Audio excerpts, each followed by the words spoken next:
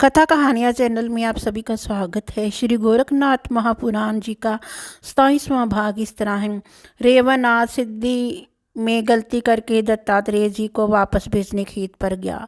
दत्तात्रेय जी उसे योग्य जानकर एक सिद्धि देकर रास्ते पर लाए। रेवनाथ खेत पर गया और कार्य समाप्त होने पर मंत्र प्रयोग कर नाचने लगा। तब सिद्धि स्वयं उसके सम्मुख आकर खड़ी हो गई और पूछने लगी, तुमने मुझे किस लिए याद किया? तब रेवनाथ ने उसका नाम धाम पूछा। वह बोली, मेरा नाम सिद्धि है। दत्तात्रेय जी ने जब तुम्हें ज्ञान दिया था और ये बताया था कि सिद्धि स्वयं तुम्हारे सामने आकर खड़ी हो सकती है और तुम जो काम भी उससे करने को कहोगे वह क्षण भर में पूरा हो सकता है। सिद्धि की बात सुनकर रेवनाथ को थोड़ा घमंड हो गया, परंतु स्वभाव का वह नम्र था। एक दिन वह खेत का कार्य करने समय मंत्र उच्चारण कर रहा था। तभी महिमा नामक सिद्धि सम्मुख आ पहुंची। तब रेवनाथ ने हल उसके सामने पटक कर कहा, अगर तू सिद्धि है तो अनाज की ढेरी को सोने की करके दिखा। सिद्धि ने उसी समय अनाज की ढेरी को सोने की ढेरी करके दिखा दिया। तब रेवनाथ ने कहा, अब तू मेरे पास ही रह, मुझे जब जबरदस्ती होगी तब तुमसे कार्य करवाऊंगा, जब जरूरत होगी तो कार्य करवाऊंगा। सिद्धि बोली, मैं गुप्त रूप से तेरे निकट रहूंगी, बार बार मेरे दर्शन की चाह मत करना, तेरा जो भी कार्य होगा वह मैं कर दूंगी। रेवनाथ सूर्यास्त के समय घर आया, बैलों को गौशाला में बांध दिया और रात को पैर फैलाकर लेट गया। उसने मन में सोचा कि व्यर्थ का कष्ट क्यों उठाया जाए। दूसरे दिन वह खेत पर नहीं गया तो उसके पिता ने पूछा कि आज तो खेत पर क्यों नहीं गया? वह बोला, रात दिन मेहनत करके पर खपने से क्या लाभ? उसका पिता बोला, ऐसा हम कहाँ के मालदार हैं, एक एक दिन रात कैसे कटता है ये मैं ही जानता हूँ। इस पर रेवनाथ बोला, क्यों बकवास करते हो, जरा घर में जाकर देखो, सारा अन्न सोने के ढेरी हुआ पड़ा है। जब पिता ने घर में जाकर देखा तो बेटे का कहना सच निकला, परंतु उसे बड़ा ही आश्चर्य हुआ। उसने सोचा कि मेरा बेटा अवतारी पुरुष है। उसके बाद वह अपने बेटे के कहे अनुसार ही चलने लगा। रेवनाथ सिद्धि प्राप्त होने के पश्चात गांव में आने जाने वालों को खाना कपड़ा देने लगा और रोगियों को मुफ्त दवा दारू। उसका यश दूर दूर तक फैल गया और लोग उसे रेवन सिद्ध के नाम से पुकारने लगे। कुछ समय पश्चात तीर्थ यात्रा करते हुए मछिंद्रनाथ बुधुल गांव की धर्मशाला में ठहरे। मछिंद्रनाथ अपने गुरु दत्तात्रेय जी के स्मरण कर रहे थे। तब लोगों ने भोजन करने के लिए रेवन सिद्ध का घर बताया और मछिंद्रनाथ के पूछने पर सारा हाल कह सुनाया। मछिंद्रनाथ तुरंत जान गए कि ये चमच नारायण का अवतार है। फिर उन्होंने और जानकारी के लिए पूछा कि रेवनाथ से कौन सा देवता प्रसन्न हुआ है, लेकिन लोगों को ज़्यादा जानकारी ना होने के कारण वे कुछ न बता सके। मछिंद्रनाथ और जंगली पशु पक्षियों का निर्माण कर उन्हें अपने शरीर पर खिलाने लगे। ग्रामवासियों ने सोचा कि ये भी कोई अवतारी पुरुष है। जब लोगों ने ये बात रेवनाथ से बताई तो वह उनसे मिलने आया। मछिंद्रनाथ को देखकर रेवनाथ को बहुत आश्चर्य हुआ। रेवनाथ ने अपने घर पहुंचकर दत्तात्रेय जी का प्रयोग किया। तभी उसके सामने सिद्धि आकर खड़ी होगी और बोली, क्या आ गया है? रेवनाथ ने कहा, मछिंद्रनाथ की तरह द्वेष छोड़कर सब पशु पक्षी के साथ भी खेलें। तब सिद्धि ने कहा, ब्रह्मा जी के अतिरिक्त ये कार्य और किसी के वश में नहीं है। तब रेवनाथ ने कहा, तू मुझे ब्रह्मवेत्ता ही बना दे। सिद्धि बोली, ये सामर्थ तुम्हारे गुरु दत्तात्रेय जी को ही है। सिद्धि के इस प्रकार कहने से रेवनाथ ने दत्तात्रेय जी से प्रार्थना करने का निश्चय किया और जहाँ दत्तात्रेय जी से भेंट हुई वहाँ पहुंचकर तप करने लगा। गुरुजी दर्शन कब होंगे इसी ध्यान में मगन था। रेवनाथ ने अन्न जल त्याग दिया और उड़कर आए पेड़ के पत्ते बीन कर खाने लगा, जिससे उसका सारा शरीर सूखकर कांटा बन गया।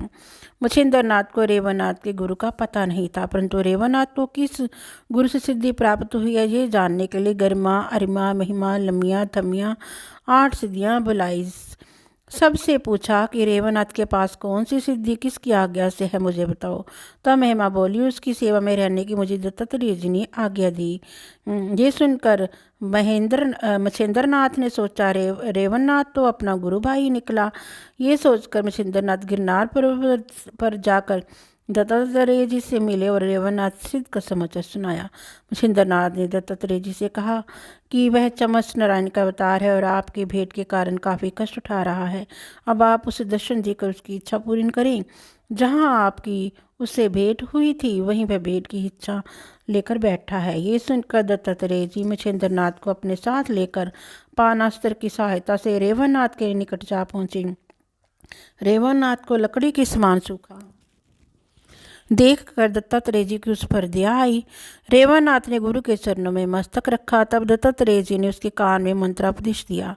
इस समय कारणों से उसके द्वेष और अज्ञान का नाश हो गया। फिर वज्र शक्ति की पूजा कर दत्तात्रेय जी ने रेवन्नाथ के मस्तक पर भस्मी मली, जिससे उसमें पूर्ण शक्ति आ गई। उसके बाद दत्तात्रेय जी रेवन्नाथ और मच्छिंद्रनाथ को लेकर गिरनार पर्वत पर गए। वहाँ बहुत दिन रुककर शस्त्रास्त्र सहित सारी विद्याओं में निपुण कर दिया। हम सब एक ही परमात्मा का रूप है, ऐसा रेवन्नाथ को लगने लगा।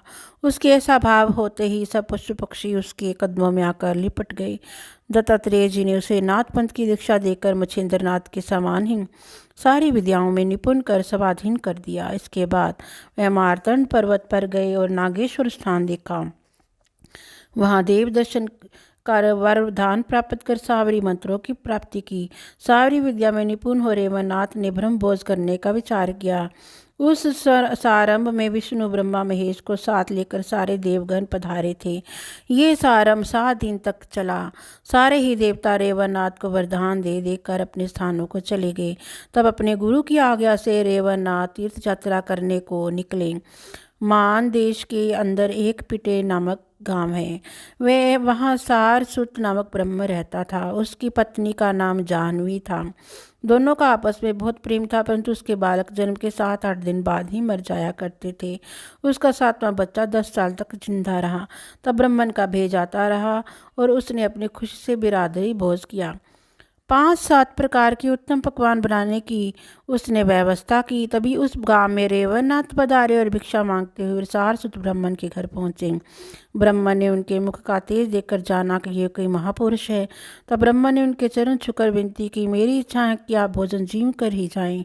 ब्राह्मण की आग्रह करने पर रेवन्नाथ ने उसकी प्रार्थना स्वीकार कर ली और ब्राह्मण से कहा कि हम छोटी जाति के हैं, आप बड़ी जाति के हैं, इसलिए आपको हमारे चरण पकड़ना शोभा नहीं देता। तब ब्राह्मण ने कहा, संत से बड़ी जाति परमात्मा की भी नहीं होती। त्यागी सज्जन तो भाव के भूखे होते हैं, वही शुद्ध भाव मुझे आप में दिख रहा है। वह ब्रह्म रेवन्नाथ को अपने घर ले गया और सेवा भाव कर आग्रह पूर्वक संत को जिमाया। फिर उनसे रात्रि को ठहरने की प्रार्थना की। तब रेवन्नाथ ब्राह्मण का प्रेम देखकर रात्रि को उसके घर ठहर गए। ब्राह्मण ने स्वयं रेवन्नाथ के चरण दबाए। आधी रात बीत जाने के बाद ब्राह्मण के बालक के प्राण निकल गए। तब ब्राह्मण की पत्नी ने चीख चीख कर रोना शुरू कर दिया। तब ब्राह्मण बोला, भाग्य के आगे किसी का बस नहीं चलता। पूर्व जन्मों के पापों का दंड मिलने दो, मैं आकर क्या कर लूँगा। मेरे उठने से संत की नींद अवश्य खुल जाएगी, जिससे अधिक पाप लगेगा। यमदूत तो प्राण ले ही गए हैं, शरीर को पड़ा रहने दो, सुबह देखा जाएगा। बेटा मर गया और पति संत के चरण दबाने में मगन है। ब्राह्मणी जोर जोर से रोने लगी।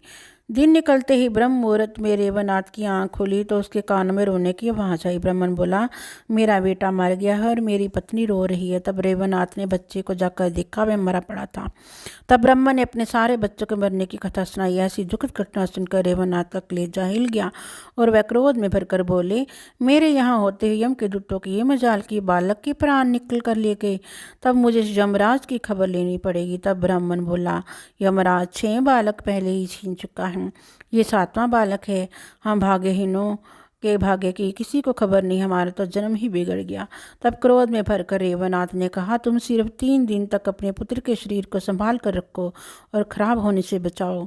अब मैं यमपुरी जाकर 3 दिन के अंदर तुम्हारे 7वां पुत्र वापस ला कर दे लौटूंगा। ब्राह्मण से ये कहकर रेवन्नाथ ने अमर नामक भस्मी लड़के के शरीर पर मल दी और स्वयं यात्रास्त्र द्वारा यमपुरी जा पहुंचे। रेवन्नाथ को देखते ही यम अपने सिंहासन से उठकर खड़ा हो गया और पूजा अर्चना का नम्रवाणी से बोला, नाथ जी कैसे कृपा की। तब रेवन्नाथ ने कहा, यमराज ब्राह्मण के घर में मेरे होते हुए उसके बालक को यहाँ कैसे ले आए। अब तुम उसके 7वां पुत्र वापस करने की कृपा करो। अगर तुमने तुरंत ऐसा ना किया तो तुम्हारी यमपुरी जलाकर भस्म कर दूंगा। यमराज ने सोचा कि ये खतरा खुद न मोल लेकर रेवन्नाथ को कैलाश पर्वत पर भेज देना चाहिए। तब यम ने हाथ जोड़कर कहा, ये कार्य मेरे अधिकार से बाहर है। ये सब कार्य ब्रह्मा विष्णु शंकर जी के सपुर्द है, इसलिए सीधे कैलाश पर्वत पर चले जाओ, यहाँ आपका कार्य अवश्य हो जाएगा। रेवन्नाथ बोली, तुम कहते तो कैलाश को ही चला जाता हूँ। यमराज में इतने कहकर रेवन्नाथ कैलाश पर्वत पर जा पहुँचे। शिवगणों ने उन्हें रोक कर कहा, आप कौन हैं और यहाँ किस लिए आए हैं? रेवन्नाथ ने कहा, मेरा नाम रेवन्नाथ है और मैं शिवजी से मिलने आया हूँ। यहाँ एक ब्राह्मण कुमार को चुरा कर लाया हुआ है, इसलिए चोर को दंड देकर लड़के को वापस ले आऊँगा। ये सुनकर शिवगणों को क्रोध आ गया और वह गुस्से में भरकर बोले, तुम किसी गंधर्व के शिष्य मालूम पड़ते हो। ये सुनकर रेवन्नाथ को भी क्रोध आया और उसने कहा, तुम मेरे गुरु को गंधर्व कहते हो, लेकिन तुम अवश्य गंधर्वों की तरह वनों में भटकोगे। ऐसा कहकर रेवन्नाथ ने स्पर्श अस्त्र फेंका, जिसकी वजह से सारे द्वारपाल और 13,000 शिवगण जमीन पर चिपक गए। ये सब वहाँ मुर्गा बने खड़े थे। शिवगणों की ऐसी दशा देख सारे कैलाशवासी घबरा गए और दूसरे द्वार पर भेजकर शिवजी को सारा वृत्तांत बताया। तब शिवजी ने अष्ट भैरवों के साथ हजारों गणों को वहाँ भेजा। रेवन्नाथ ने स्पर्शास्त्र से उन गणों को वही हालत की जो पहले वालों की हुई थी, लेकिन भैरव ने धनुष हाथ में लेकर रेवन्नाथ पर वातास्त्र, अग्नियास्त्र, नागास्त्र की योजना बना बाण छोड़े। तब रेवन्नाथ ने पर्वतास्त्र की योजना से बाण छोड़े। इन अस्त्रों ने भैरव के अस्त्रों को मोड़ दिया और वह भैरव पर गिरकर नष्ट हो गए। पहरेदारों ने ये सारा वृत्तांत शिवजी को आकर सुनाया। तब शिवजी को बहुत क्रोध आया और वह बैल नंदी पर बैठकर रेवन्नाथ के पास आ पहुंचे। तब रेवन्नाथ ने सोचा कि शिवजी से युद्ध करना मुझे शोभा नहीं देगा, इसलिए वाताकर्षण शास्त्र मंत्र की भस्म मंत्रित कर शिवजी पर फेंकी, जिससे शिवजी का श्वास बंद हो गया और शिवजी नंदी पर से गिर पड़े और बेहोश हो गए। शिव और उनके गणों की ऐसी अवस्था सुन विष्णु भगवान दौड़े दौड़े वहाँ रेवन्नाथ को गले लगाकर बोले, तुमने किस कारण यहाँ आकर क्यामत बरसाई हूँ? तब रेवन्नाथ हाथ जोड़कर बोले, प्रभु ब्राह्मण के घर में मेरे रहते हुए ये लोग उसके पुत्र के प्राण हर लाए हैं, इसलिए उसके 7 पुत्र मुझे दिलवाए जाएं। मैं संजीवनी की शक्ति से उन्हें जिंदा कर ले जाऊंगा। विष्णु जी बोले, मैं 7 ब्राह्मण पुत्र तुम्हारे हवाले की देता हूँ, लेकिन उसके शरीरों का निर्माण तुम्हें स्वयं करना पड़ेगा। विष्णु जी की वाणी सुनकर रेवन्नाथ उनकी बात मान गए और प्रकर शास्त्र की योजना करने से शिव जी को होश आया। फिर भी भक्तास्त्र को जमकर 8 पैरों पर भस्मी छिड़की, तब वह अस्त्रों से मुक्त हुए।